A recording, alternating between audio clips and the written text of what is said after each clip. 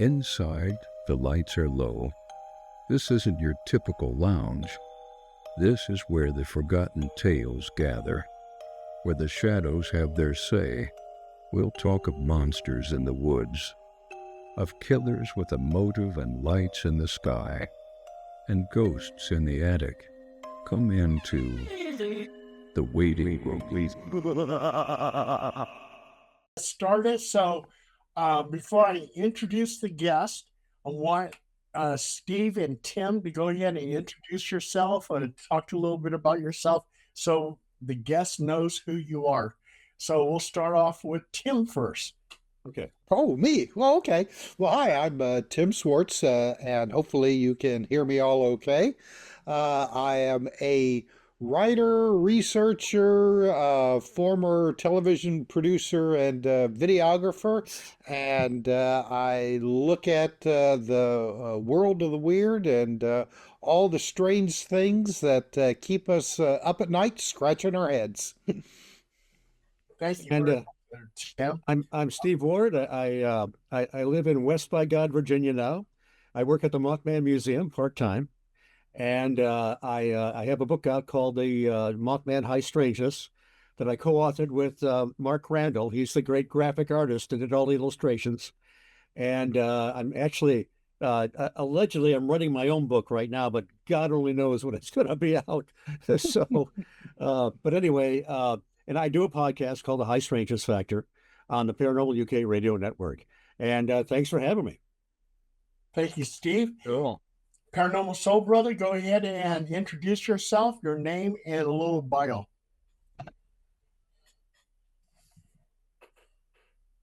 Oh, you're muted. You're muted.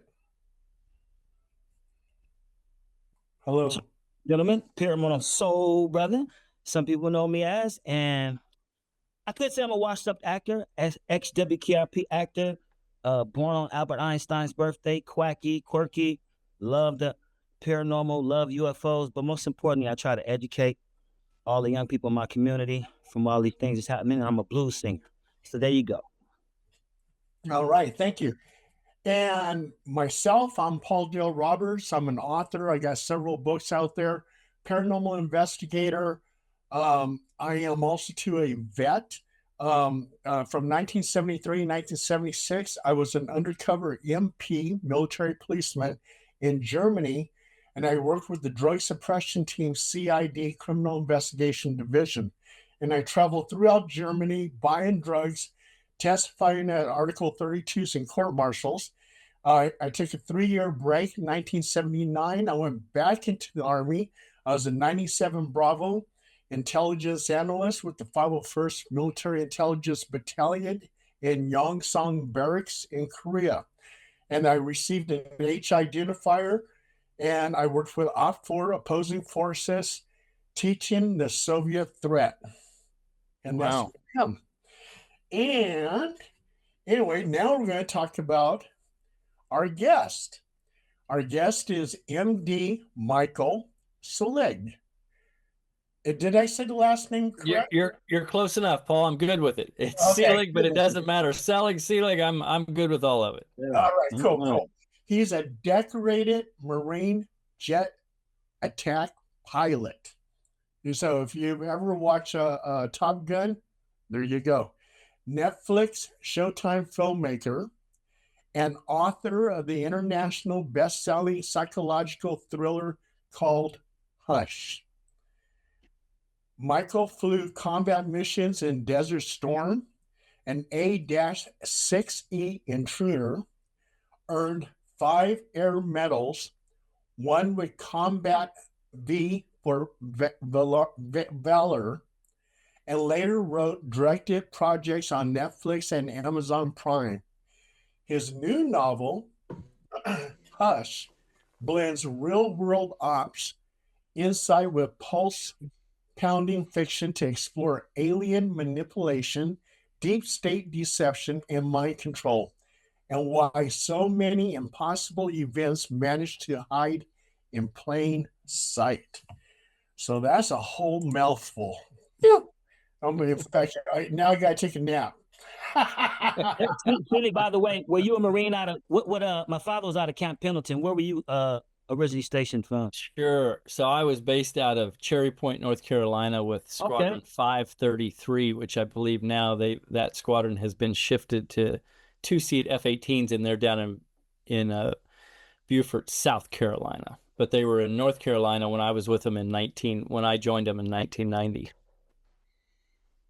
Thank you for your service. Thank you. Yes, thank you for your service here, Michael. Yeah, you too, Paula, and everybody. It's interesting to hear all of your bios. Everybody's got something to offer here. Yeah, and Steve's a vet too. Steve, can you tell him about that? I'm sorry, what was that? I said you're a vet too.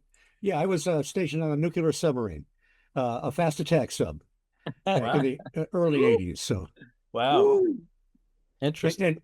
And the funny thing, I was going to ask you about when you're writing a book like this, and do you have to be careful about what kind of secrets you might reveal? Back in the old days, we couldn't talk about anything about our sub. Now, all you have to do is Google a Sturgeon-class submarine, and all the secrets are there. There's no more secrets. Yeah, that's true, Steve. It's changed a little bit because a lot of that stuff is no longer needed to be secret because the stuff that's out now is so much more advanced. Yeah, but Michael, what inspired you to write this book, Hush? Sure. So to kind of say that, I'll try to give you a Reader's Digest version of my quick pass to get to how I got to writing a book like Hush. I came out of the University of Arkansas with a history degree, so I was always fascinated with history. Went into the Marines into flight training, which is basically Navy flight training. Was selected for jets and then selected for A6 intruders, which is, like you mentioned, it's a two-seat attack jet. There's a bombardier navigator that sits next to me, and the jet is designed. It's no longer flown. It's mothballed for a two-seat F-18 that they now fly, but it was a Vietnam-era bird that was made to attack targets in all weather conditions, i.e. when you cannot see out of the cockpit, whether it's by weather or obscuration or whatever. That jet is able to paint a picture in front of it. So the pilot is flying off of what the picture that the bombardier navigator is painting on your dashboard. And it kind of looks like, if you remember the Star Wars canyon in Star Wars, where he's flying down the canyon, all video looking, that's what it looks like. And then you attack your target and hopefully get back safely. But I joined my gun squadron, which was, as I mentioned, VMA 533 in 1990. We were immediately deployed overseas for kind of a standard overseas deployment. So, from Hawaii over to basically Japan, Okinawa, Guam, Korea. We did our North Korean border part, and a lot of it was just missions with other NATO forces where we're doing air battles, right? Like that are kind of standard for all squadrons worldwide to kind of practice for war. We really didn't think anything was going to happen, even though Saddam was starting to crank stuff up and starting to move south a little bit, and we had a bunch of forces moving there. We were kind of surprised about 2 weeks before Christmas. We were in the Philippines. We get the call as the final squadron to arrive, and we arrived after a 10-day wait on Diego Garcia, of all things, for some fuel issues. But basically, we arrived on the southern tip of Bahrain, and kind of like you, Steve, I was on a top secret base at the time. It's no longer top secret, called Sheikh Isa. It's on the southern tip of the island of Bahrain, which is just off Saudi Arabia. It was a big NATO expeditionary airfield they created just for that conflict, and it's still there today. And during that time, so I'm flying combat missions. I don't know if everybody remembers, but in 1991, Operation Desert Storm was only an air war. There was no ground troops that crossed the fence. So it was just us flying, and it was 2,000 sorties every 24 hours. So if you can imagine 2,000 flights over that poor country, from B-52s down to everything we had, from helicopters.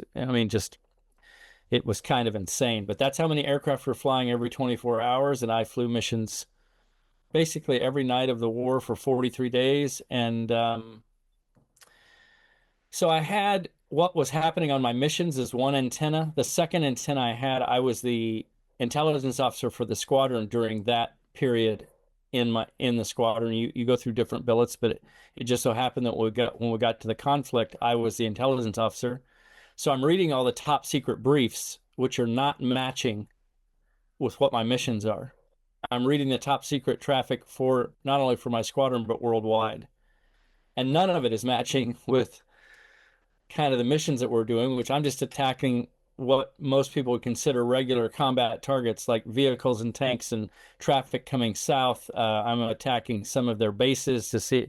Sometimes we would hit ammo and the whole base would kind of go up, and it was a kind of standard aerial type stuff. But then I'm coming back and I'm going to the officers' mess to eat in between, flying and the secure room where we're reading these briefs, and everything on the news is about weapons of mass destruction. So I say all of that as I'm going to close out how I got to writing Hush. At the time, I just had a sense there's something bigger driving all of this. This isn't the American government. It's not the American military. It's not the British military. This is, I just had a sense something's wrong here. This is not what we're here for. And I will tell you later what I think we were there for, and it has to do with alien traded technologies. But we can delve into that more later. So Yeah. fast forward, we finished the conflict after 43 days. I finished my tour as a pilot and go right to Hollywood because I'd always wanted to be a storyteller. I've always been a writer, so I wanted to try writing screenplays, and so I started writing screenplays, and then that led to producing and directing. And I think Paul mentioned a couple of the shows that are available. And then during that time, I started to just really research. I picked out Roswell as my first covert event, but I wanted to pull a curtain back on some of the stuff that I was experiencing back during combat, where I just thought a different something is happening here. So I started looking into covert events, and that led to the writing of Hush. And Hush is essentially your covert history from 1940 forward. And I write it as fiction, but you can pretty much bet it's pretty seriously researched, and what's behind it might be your actual history.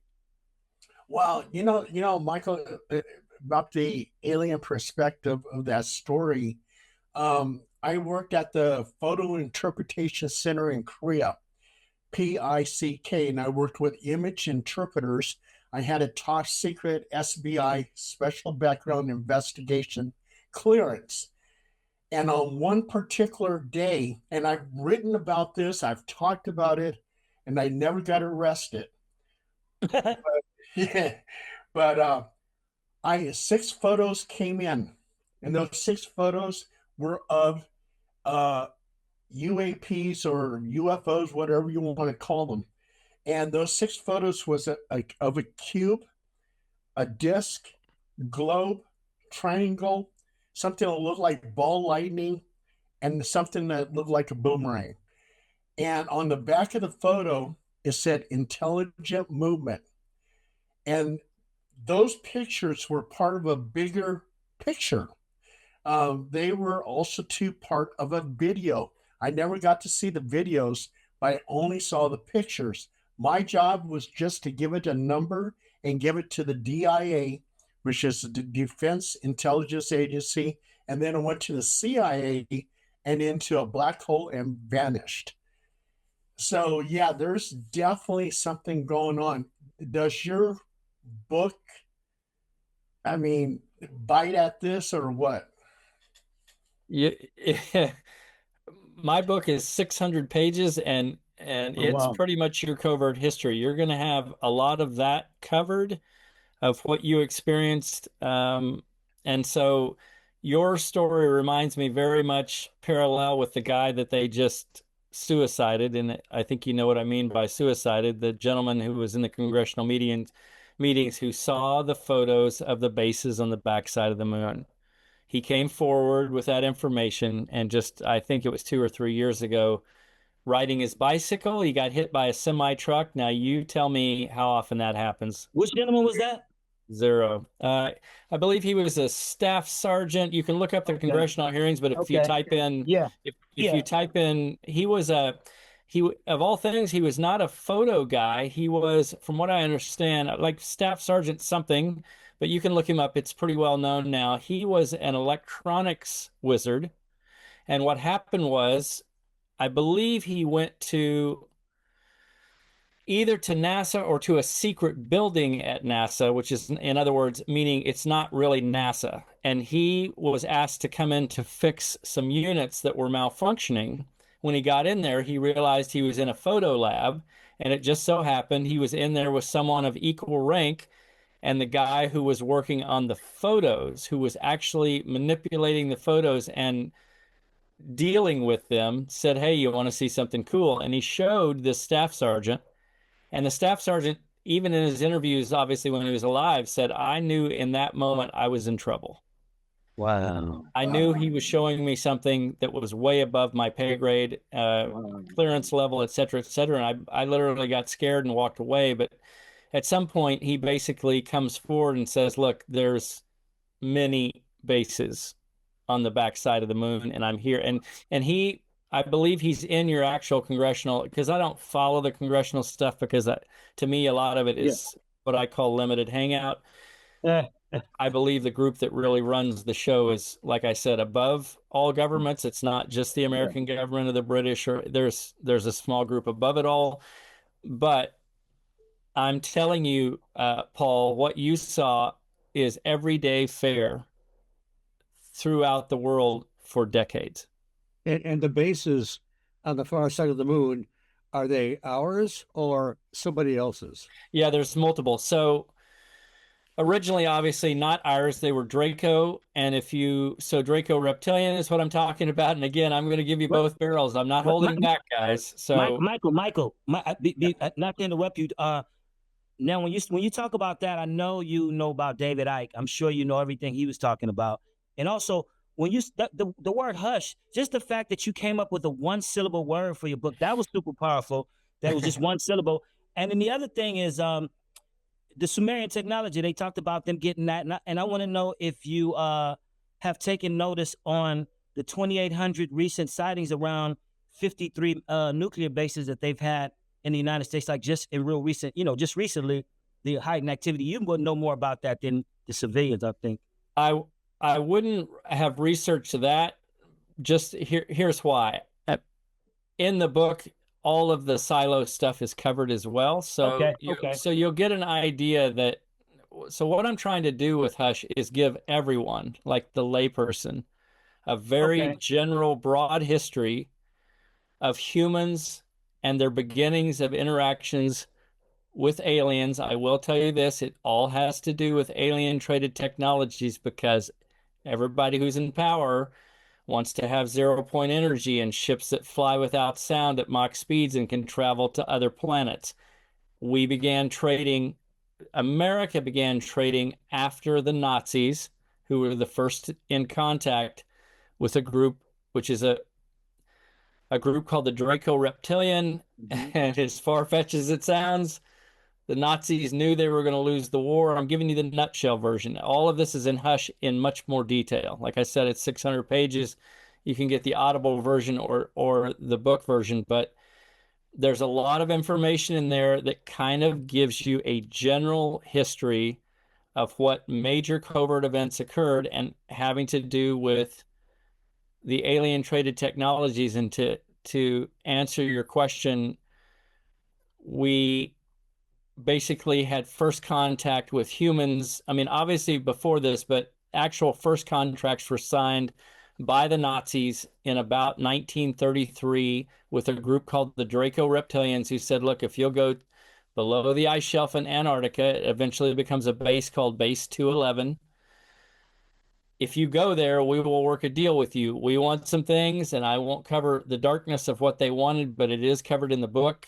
And in exchange, the Nazis got technology to go off-world. They were the first to go off-world. To answer your question, Steve, yes, There are bases on the backside of the moon, reptilian, gray, blonde bases, as well as the very first Nazi base in the shape of a swastika was created on the moon. The CIA has the Lunar Operations Command there. All of the secret space program personnel will basically take, and this is from around the world, Jean-Charles Moyen to Rebecca Rose to Tony Rodriguez to just keep naming them, Randy Kramer. So it goes on and on. The point is, they have all gone through the Lunar Operations Command. We have reverse engineered craft from Grumman and Lockheed Martin that have been in play for decades. The TR-3B has at least been doing daily flights for over a decade out of McCord, out of Station D, which is Area 51. Those personnel in the secret space programs have been taken on TR-3Bs to go through their initial training at the Lunar Operations Command, which is a CIA-run deal on the backside of the moon, and then they're shifted to Mars where they get more training. That is a Nazi-run planet, so to speak. They control the airspace. There's Ares Prime. All of it's covered in the book. And so Basagio wasn't lying about Mars, huh? When he said it, he went did that training. Basagio, the guy who said he was going to be vice president, and he went up and trained with Obama, Barack. He was saying that. Also, do you believe Phil Snyder and William Tompkins, that 94-year-old guy who died, who said that we were getting all that technology, but we used it wrong? And Phil and William are the real deal. Okay. Unfortunately, Phil had, death by suicide. That was DSD-3 that did that. That's covered in the book as well. And William Tompkins is absolutely the real deal. And there's extensive interviews with him online, as well as Dr. Michael Salla vetting him over many years, and so many other people who verify the ships that he was working on, which were basically submarines. All of the secret space program personnel talk about, a lot of the ships up there look like submarines. Wonder why, right? And William Tompkins tells you why, because we already had submarines. It's a lot easier to something that's kind of roughly there already if you're going to begin a space fleet. And our space fleets began actual operation at the end of the 1970s. Randy Kramer and several of the secret space program personnel who are currently, you can get on Gaia and watch their interviews. They were in space in the early 80s doing their 20 and back tours. So it's very complex, but I try to break it down in Hush to make it seem a natural progression of how we got there and all the way up to what's happening today. So you'll kind of get a good overview. I believe the book will be readable for you. So how did you come across some of this information that nobody knows? Well, Steve, that's a good question, but that's not true. Like I said, the Gaia interviews have been on there since 2020, and no one watches them. I'm just amazed. Like, if you read, so Tony Rodriguez's book, Ceres Colony Cavalier, where he works on a Nazi colony on the planet of Ceres, and he's doing daily, sometimes daily missions back to Diego Garcia and then back to space to deliver goods. Diego Garcia is a well-known spaceport, besides being a place that none of you guys can go, but I landed at because there's no press allowed. There's nobody else allowed. It's a U.S. top secret base. We leased it from the British in 1966. Wow. But I'll just tell you that what happens has been out there. The information, and I tell everybody this, if you're not watching every episode of Cosmic Disclosure on Gaia that's been on there now for almost 7 years, you've got Randy Kramer talking about, and he's a current mouthpiece for the cabal. Like, he's telling you what their current stuff is. Like, we're training now in PSYOPs. We're literally training soldiers. Michael Jaco's on there. He's a former U.S. Navy SEAL going, I went through the secret space program. I've done training with not only PSYOPs, but also we're actually being taught to fight with love. Like, that's how powerful love is. That's why we're sought after. Humans are considered royalty in the multiverse because not of our technology, obviously, because there's obviously races that are millions of years older than us that can travel here from intergalactic space. But what we offer, our potential, our ability to do things at the multi-dimensional level that we've been kept down from by these malevolent races that are here that want to control us. When we step into what we are, which is coming now, we're literally unstoppable. And that's what they feared. And when you ask about all of the stuff, Steve, that's on the backside of the moon, it's multinational now. Chinese bases, German bases, every major country that has a secret space program, which is several, have their bases on the backside of the moon. So all that information is literally on Gaia. Just watch Cosmic Disclosure. There's like 27 seasons. Watch it at high speed. You start to get to know the characters, and you realize, oh, they all didn't know each other, but they're all talking about the same stuff on the same planets at the same time, dealing with the same alien races, the same spaceships, the secret space program personnel like Rebecca Rose and Tony Rodriguez go through the same MK Ultra program before they're put into the programs. It's excessive. There's just volumes and volumes of people coming forward now, and it's been available, but no one's watching it. And I'll give you one final example. All of you know about the Phoenix Lights. Can we all shake our head? Everybody's heard of the Phoenix Lights? Yep. Who has not heard of the Phoenix Lights? No, That's seriously. like the Wikipedia Have you version heard of it, Steve? You've heard of it? Oh, yeah, absolutely. Okay. Let's just think about this for a second. We're talking about a draconian ship, thousands and thousands of people filmed, and those videos are online. They're all different videos filmed in 2009 with cheap VCRs.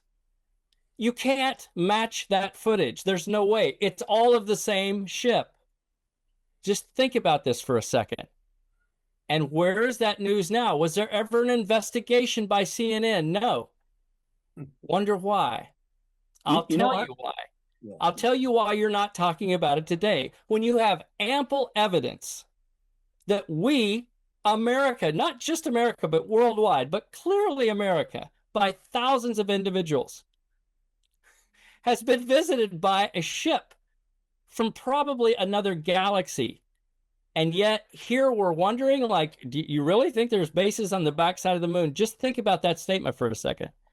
And When you why got people like Elon Musk saying that there's 9,000 satellites and none of them ever crashed and anything, and he's talking bulls crap like that, you know, on a major stage, you know. Yeah.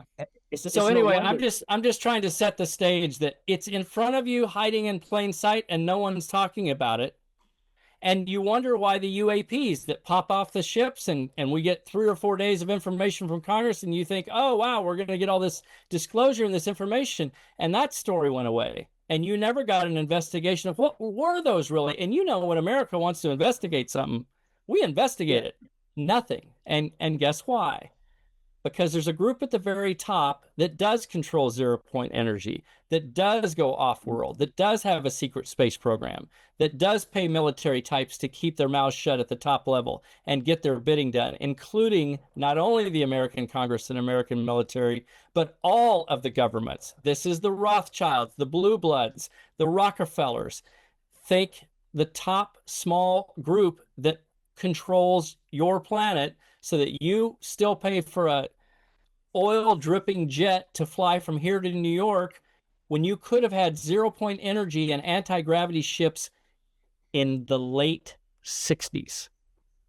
But if they keep them from you, what does that do? They continue to rake in all the money, which allows them to do what they want to do. And you just think, oh, wow, we're going to get a new Boeing 727 next year. How exciting. Meanwhile, they're taking TR-3B trips daily to the moon and back and far beyond. So if you just think about it from a financial standpoint, you're not going to get med beds here, which are known throughout the multiverse to heal folks in up to an hour, to bring you back to original. You're not going to get them. Why? Because Big Pharma is part of that group. You're going to pay for meds until the word comes out that, oh my gosh, are you telling me that you've had this technology since the late 60s and you didn't give it to us? They have no agenda to disclose anything to you, hence the Phoenix Lights, and you don't talk about it. That's how good the mind control is on the planet. Well, Michael, you bring up a good point. you bring up a point. The thing about them having it so good like that, the one of the biggest parts about this whole thing is that old African civilizations has been told that, hey, there's been civilizations that have been highly advanced, a lot of technology, but they crashed and burned. It's not always about going so fast. But then with that being said, though, when you think about the fact that the Chitauri were told that they weren't going to be visited or interacted with until they could feed the sick, they can heal everybody, and that they could feed their sick and their poor. We still haven't done that. We still have all these racial issues with everybody. So I don't see, even though these people, we have all this technology, it's the people that are holding it. I mean, because if you look at everybody else in the world, we are not getting along. So until we have some of those things happen, none of this is going to pan out right. So it doesn't matter what technology we have or what secrets we know until we can master that. And you talked about love. Even Einstein wrote, who's born on my birthday, he wrote about that. One of his last axioms, as something more powerful than even a nuclear bomb, but we aren't paying attention to that. So yeah, when you say about, this technology that we have, we can have it to the end of time, and we've already had it before, so, what are we going to do about the people issue? That is, if you think about it, the perfect thing. If you want to mind control a group of people, let's say humans, what do? You cause chaos within the media because you control the media. You create race riots. You create all this stuff that makes what their superpower. Our superpower is love. Talk to any alien race that talks to all these different people, ET races, and they'll just tell you, you guys are powerful because of what you bring literally from love. Many alien races have no emotions whatsoever. The power, the multi-dimensional aspect of what humans bring when they step in, they kind of say, when you step into what you are, you're untouchable. Hence, that's why the malevolent aliens came here before you even evolved, to try to control you before you exploded, which is what's happening now.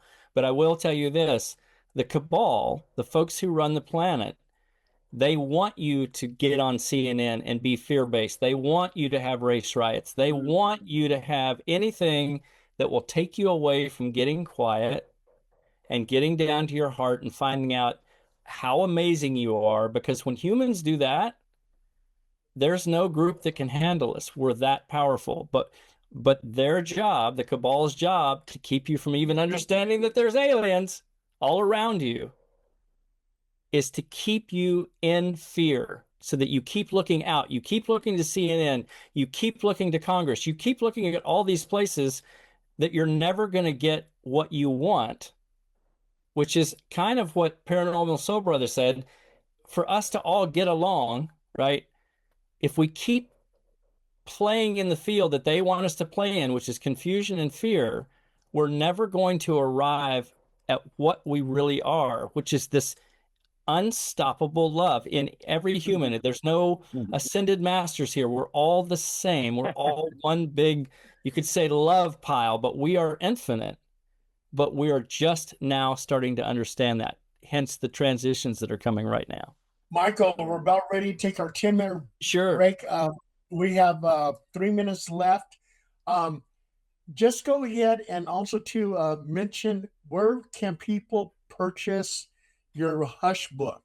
Sure. Thank you. So obviously on all the regular Amazon stuff, they can get the Audible as well as the regular paperback and hardback. But if they go to mdselig.com, they'll find all the links, and they'll find some videos of the early Roswell events and stuff like that I've posted that gives you more evidence that it's been around us for 80 years plus. And we're just now kind of coming to grips with, oh my, maybe there's a different reality that's been around us this entire time, and we've been hoodwinked. Michael, so we're going to take a 10-minute break. You're going to get a second link. I'll be ready. So we can finish up this interview. This is really fascinating. I'm totally loving it. I look forward to coming back and seeing you guys in a few minutes. Okay, we'll need 3 interviews with this guy. When we come back, I want to ask about Ingo Swann and Sure. remote viewed on the far side of the moon. Ingo Swann. Sure. Nice. Oh, yeah. Most definitely. This is definitely not a boring interview. Let me tell you that. By the way, Steve, penetration is one of my favorite. Oh, it's amazing. Yeah.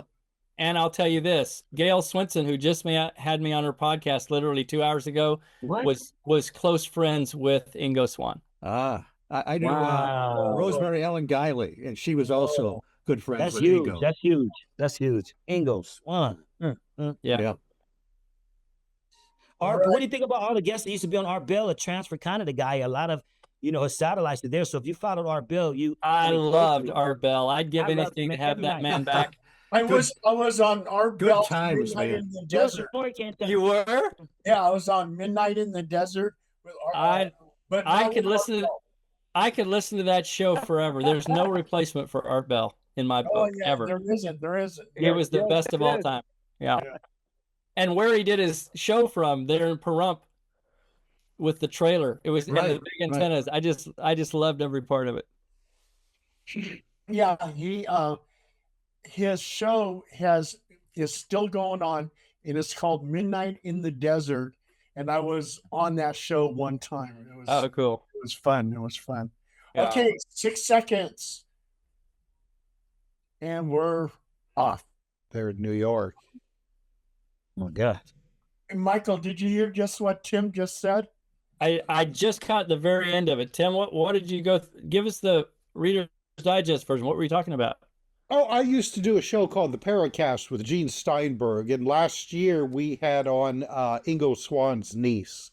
Wow. She basically grew up with him and spent a lot of time when she was growing up in his apartment. He was an artist, with the people that he hung out with and some of the interesting stories, about him and his abilities, and then the things that happened around him because of his abilities. Right. Yeah. The as I mentioned, Lincoln, what is Gail's? Do you have Gail's last name right there? Gail. Anyway, I wanted to turn you on to.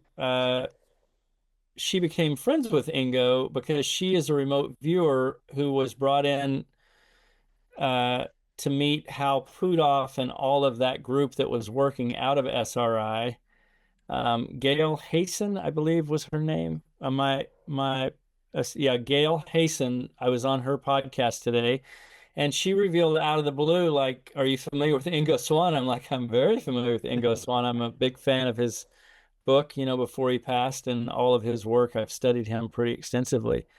And she's like, "I actually knew him and would go to his apartment." And so she told some great stories. And she said, and then Russell Targ, who was Ingo Swann's best friend, is now one of Gail's best friends. And Russell would take her to meet. And so Gail has kind of been weaponized by this group that works with Hal Puthoff. So, that's kind of the story as I'm starting to understand it, that she got into some dark remote viewing sessions where she just literally told that group, I can't do this anymore, because I think she was getting psychically attacked for trying to view particular targets that they wanted her to look at. And that happens a lot. I've learned in the RV world that if you go after certain targets, or you're tasked with looking at certain targets that other entities don't want you to look at, you can be kind of reverse attacked. And she had that happen enough that five in her group left the program because of that one remote viewing task target.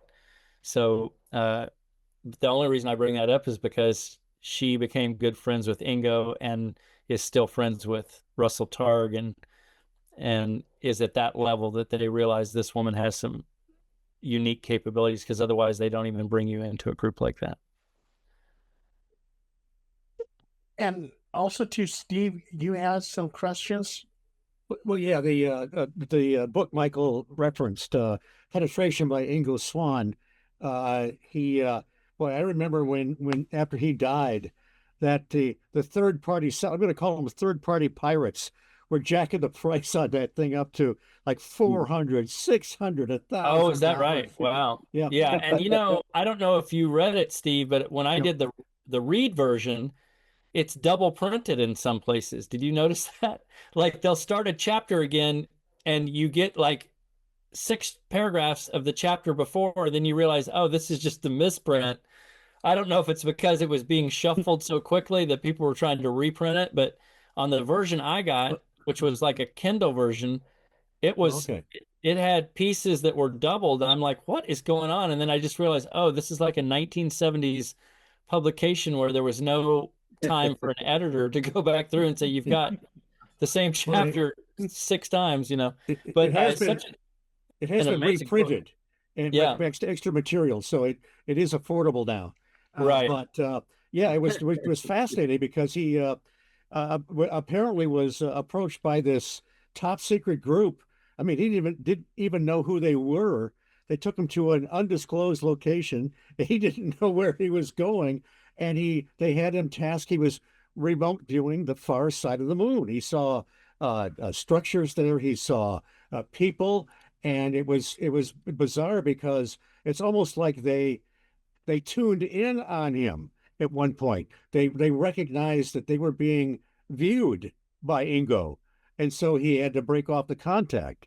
So I just wonder, and then I think Nick Redfern, when in his book on Mars, suggested that what Ingo was seeing was that some of these entities were actually Martians that were displaced from Mars living on the moon. I don't know if that's true or not, but anyway, it's a fascinating book by Ingo Swann about what he saw on the far side of the moon. Right. And then you have to understand that what's known about ET races, especially the Greys, which is what Ingo was viewing on the backside of the moon, they were mining at the time. And he even said, it appears to me that they're in the book. He says something to the effect of, it appears to me that they're mining. And several of them are looking at me. And Axelrod, who is the top secret guy who tasked him with that mission, says, get out now.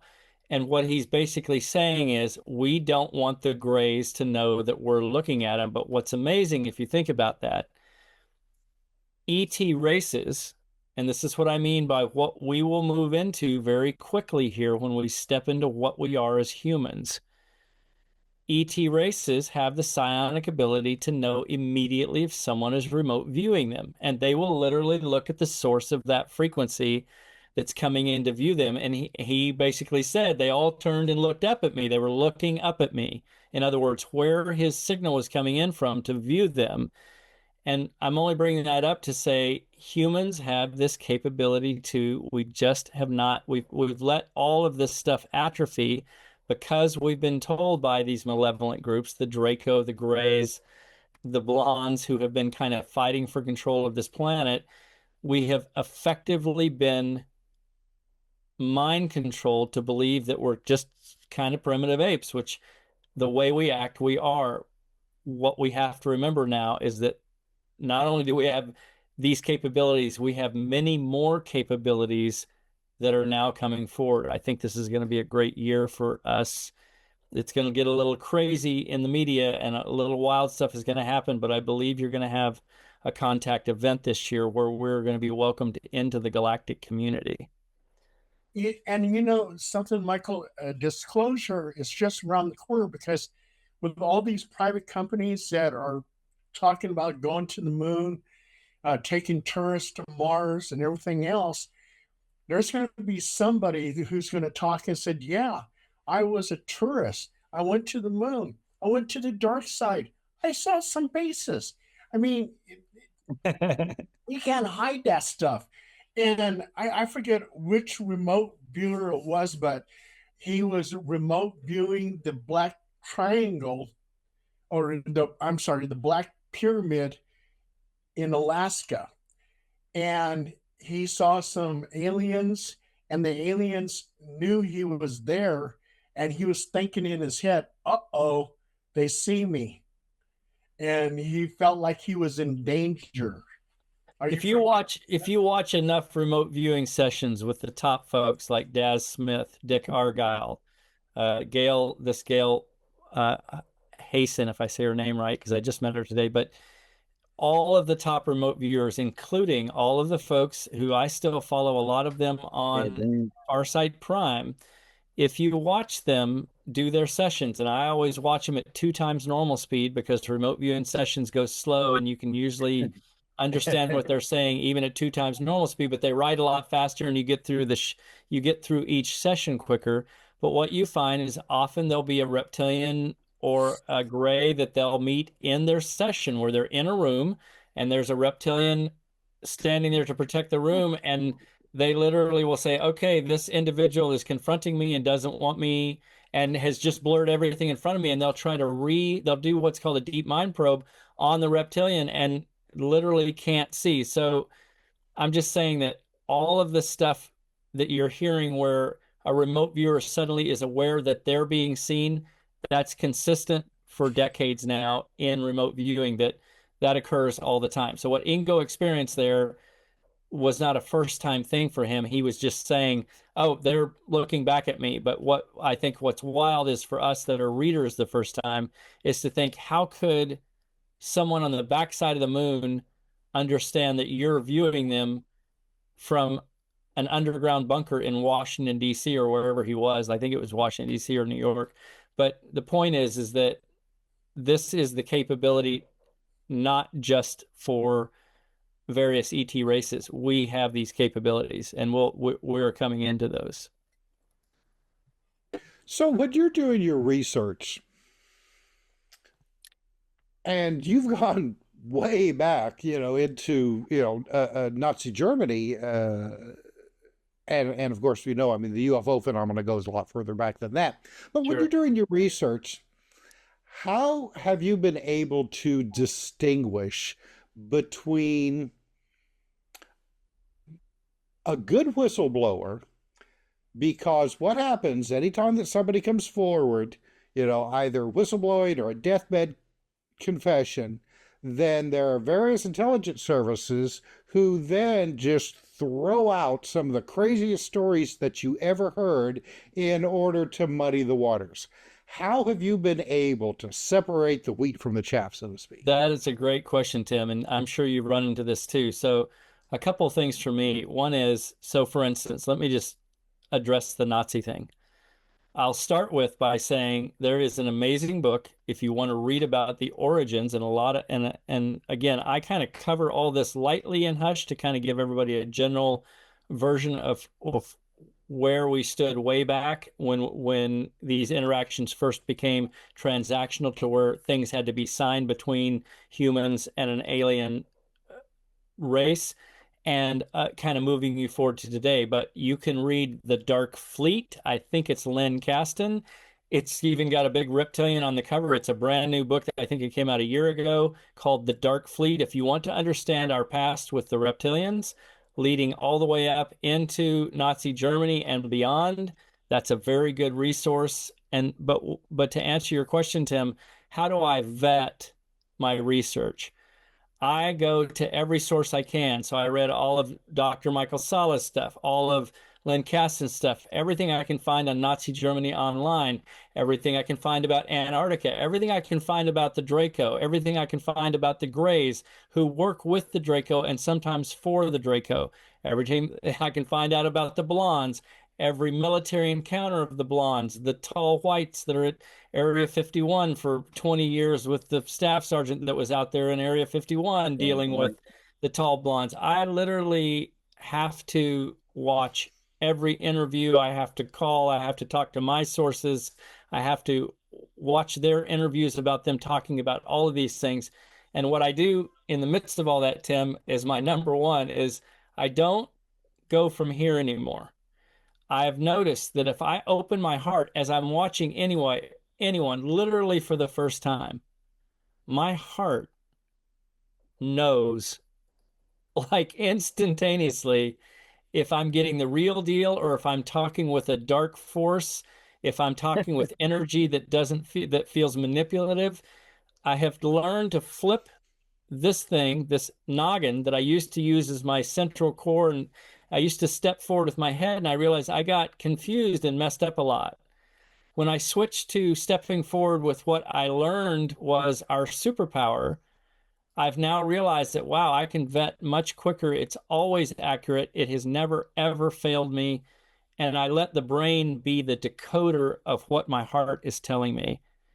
But to kind of give you the answer, I have to go oblique in a million different ways on any given subject that I want to know about. In the case of Base 211 under the Antarctic ice shelf, I go so deep that I'll just tell you, my friends don't want anyone to be around me when I'm in, because I get so like, please, I love you, just leave me alone. It's not about you. I'm on a squirrel hole and I've got to get to the bottom of it. And they're cool, but I'm just saying that I get super focused, and I have to know that my vetting is good before I can even create a scene. All right. Good answer.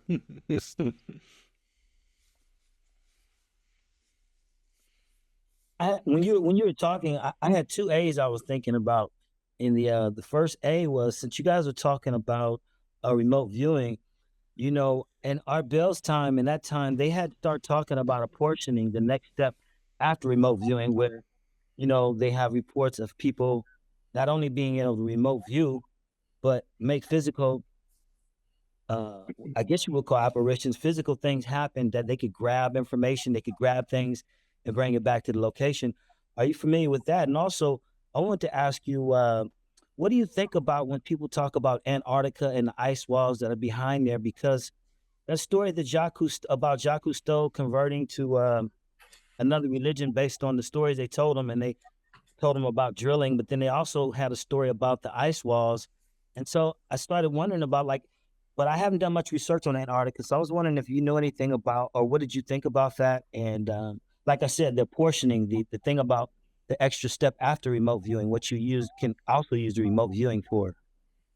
So to answer the first part of your question, Paranormal Soul Brother, is I cover in detail in the book, so I won't go into too much detail here. I will give you a concise view that all of the stuff. So if you need a visual of what it looks like, if you can imagine a lake that kind of goes on, let's say for 20 miles, a lake, but now a mile above the lake, put an ice shelf that is now a mile thick. That's what is above Base 211, which is still there. Wow. And the other wild thing, and I cover this in the book, but in 1943, the Germans knew they were going to lose the war. They knew that with Russia and America entering, the forces were just physically too big. Even if they had advanced tech like the V1s, which they had, and were hitting Britain with it, it was not going to. They could not withstand what was coming from Russia and America. So I'll give you kind of a quick view, but basically they took 50 large, you can think of them as supply submarines, out of their war fleet.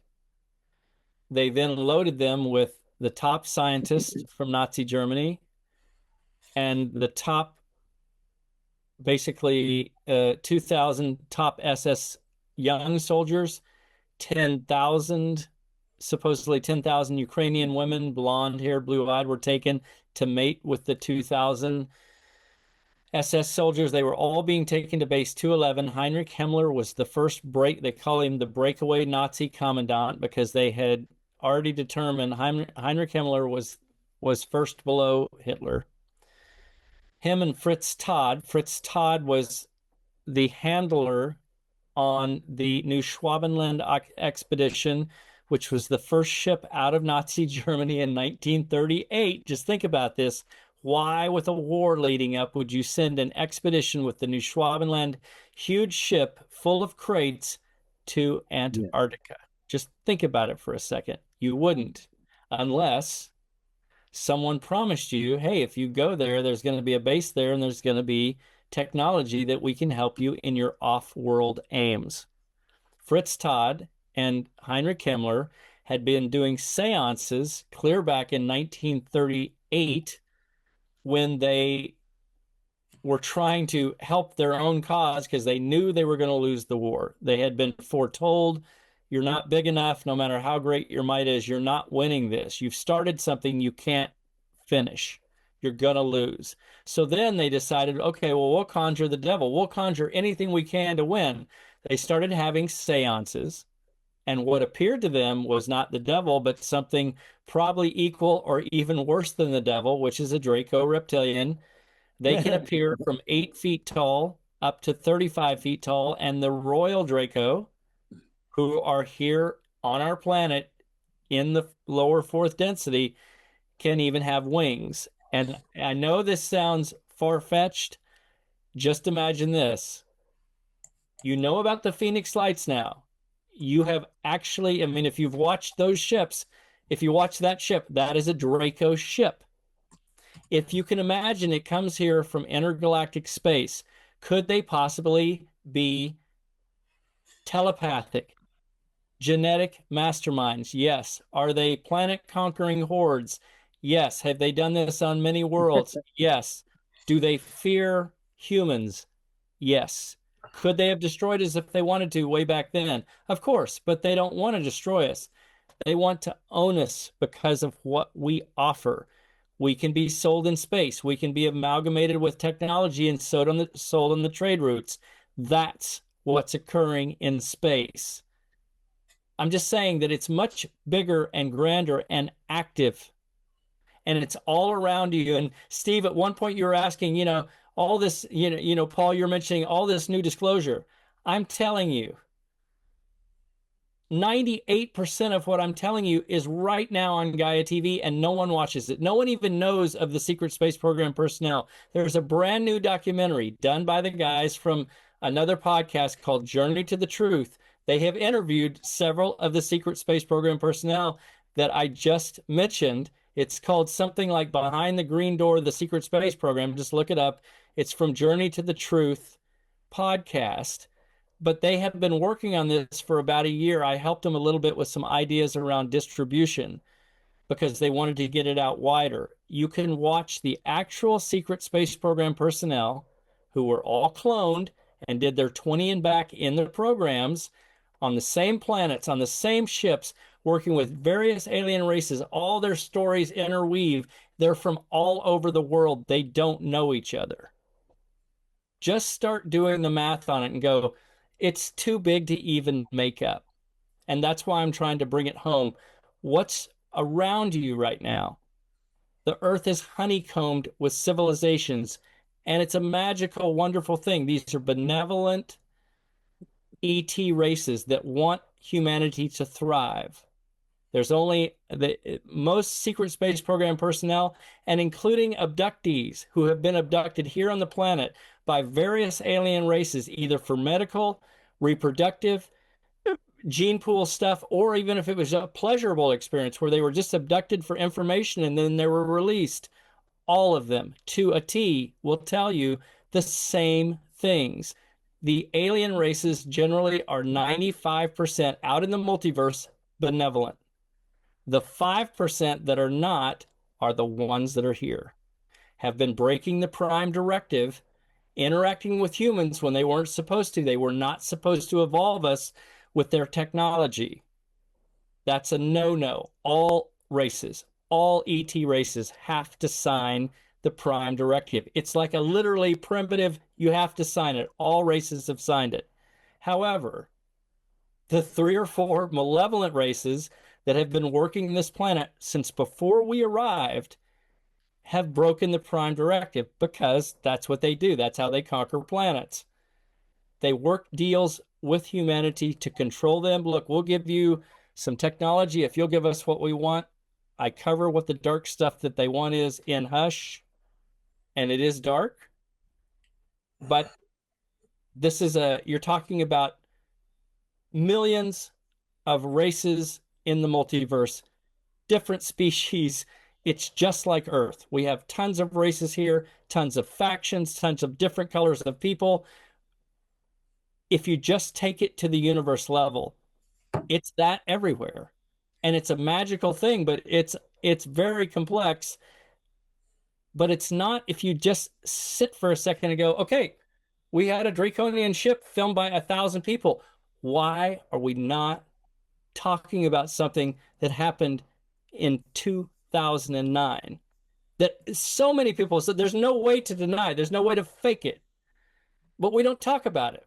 And it But seems like some people have this secret knowledge. I mean, like Gene Roddenberry of Star Trek. I mean, he seems like he already knew about that. Yeah. So I'll Paul, real quick. I will positively verify for you. Steven Spielberg did not write Close Encounters of the Third Kind in a long weekend. I'm a screenwriter. That doesn't happen. I love George Lucas. He didn't write Star Wars. Probably wrote some of the details of the characters. You are absolutely right, Paul. The stuff that you're seeing in Star Trek, hence Prime, as don't just make that up. Script by this group that I've told you is above all governments. It says, hey, you might want to film this show. Something like this may have just happened. The exchange you see of astronauts boarding the ship in Close Encounters of the Third Kind and the Zeta Reticulans coming off the ship. Lynn Kasten, same author that does The Dark Fleet, wrote Mission to Serpico, or whatever his early book is. Guess what he's talking about? Close Encounters of the Third Kind before Close Encounters of the Third Kind even came out. Meaning, all of this stuff is actual, has already happened when he writes the book. It's the real thing. What you're seeing on Close Encounters of the Third Kind already occurred. We've already had changes. That was 16 astronauts, I believe, that spent 5 years in Zeta Reticuli. We received 12 Zeta Reticulans who were at S4.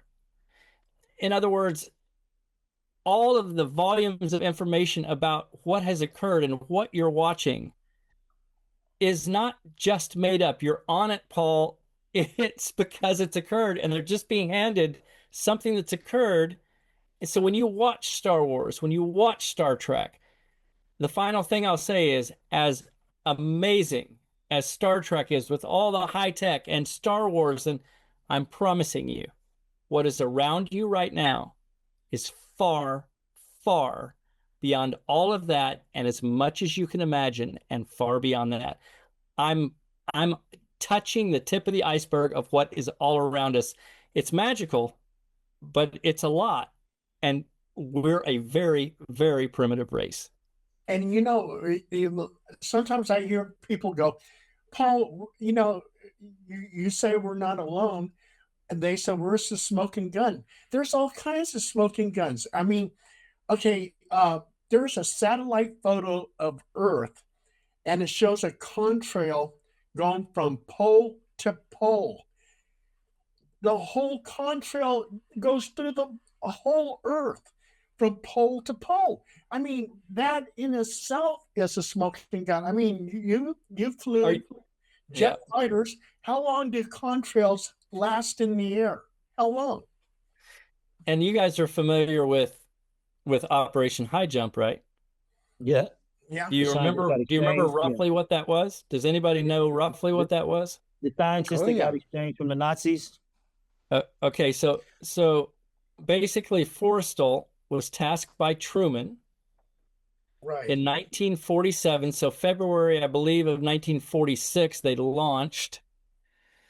And basically, it was sent out as a scientific expedition. But what was occurring was our CIA and our undercover agents knew that a lot of the Nazis, by that point, had not only escaped to below the ice shelf at Base 211, but were creating anti-gravity ships and perhaps traveling off-world, which they were. But Truman wanted to, I mean, at that point, all Truman knew is, I want those Nazi bastards brought to justice. I want to send a high jump invasion force, the most fortified force we've ever sent out post-war. I believe it was 33 ships, which included battleships, destroyers, 10,000 troops of the best combat troops from World War II. 33 planes were over the fleet. So F-4U Corsair fighters were over the fleet when they approached the ice off of base 211. And what happens? Ships come flying at impossible velocities out of the ocean. They are round anti-gravity ships. And what are they using? They're using laser particle beam weapons on the F-4U Corsair fighters. All 33 fighters are sent to their flaming watery deaths in the first 10 minutes. A destroyer was sunk with particle beam weapons. And what does Admiral Byrd do? Turns tail, runs, gives one interview on his way home to an Argentinian journalist. And what does he say, Paul? He says, all I can tell you is there are vehicles that can go from pole to pole almost instantaneously through the middle of the earth. Admiral Byrd was trying to give a hint. I have just seen things that you won't believe, and the Nazis have them. Wow. And when he got back to New York, because they came back quickly, you know, the scientific expedition didn't work out, he was literally debriefed and told, you will never talk about this again. And if you ever see Admiral Byrd in his later interviews, if anyone touches upon that subject, he gets a little nervous, kind of smiles, says a little one or two things, and doesn't say another peep. He doesn't give the interview that he gave to the Argentinian reporter because he was told very clearly, this didn't happen. You did not see. So I'm just saying that the evidence for all of this stuff, base 211, all of the stuff that has occurred is a natural progression. The Nazi flying saucers that are seen with their swastikas and their iron crosses over the White House, July 19th weekend, 1952, those are Nazi flying saucers from Antarctica, putting pressure on the Truman administration to come to the table because they wanted certain things. And so they knew no one could shoot them down because they're flying anti-gravity craft. The American military couldn't do a thing about them. And you see them for 2 full weekends. There's tons of pictures. Again, why are we not talking about that? This is that thing that I'm telling you. We have been culturally mind wiped to believe there's no such thing as aliens. There's no such thing as anti-gravity ships.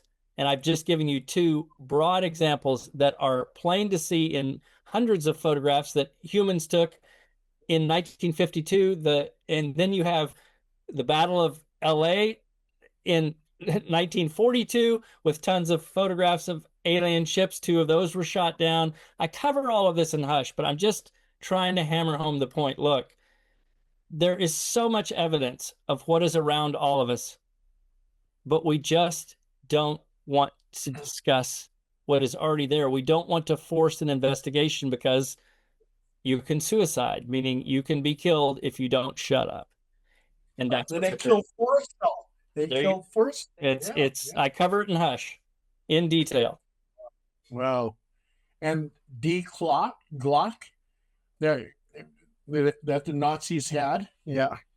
There's so much covert history, and you'll get a pretty good idea of kind of where you sit if you get through the book. It's, like I said, it's a big read, but I think you'll find it interesting. I write it as a fictional story to make it more interesting just to read, but you'll see just behind the curtain is pretty heavy duty research.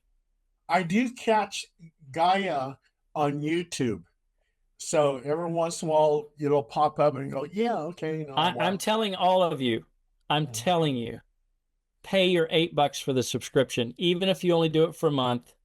Just turn on literally season 1, episode 1. It's probably Emery Smith, if I can recall correctly, who worked 50 floors down at Kirtland Air Force Base, which goes down 150 floors. It's a deep underground military base. He worked on aliens of all different species as a medical technical deal, looking at different alien ET skin types, and he goes deep. His story is deep. He ends up interviewing several of the secret space program personnel. Put it on 175 or 2 times normal speed. When you start listening, just let it run as you're gardening. Listen to it with headphones on, but go away from the screen, because once they're talking, you don't need to see them.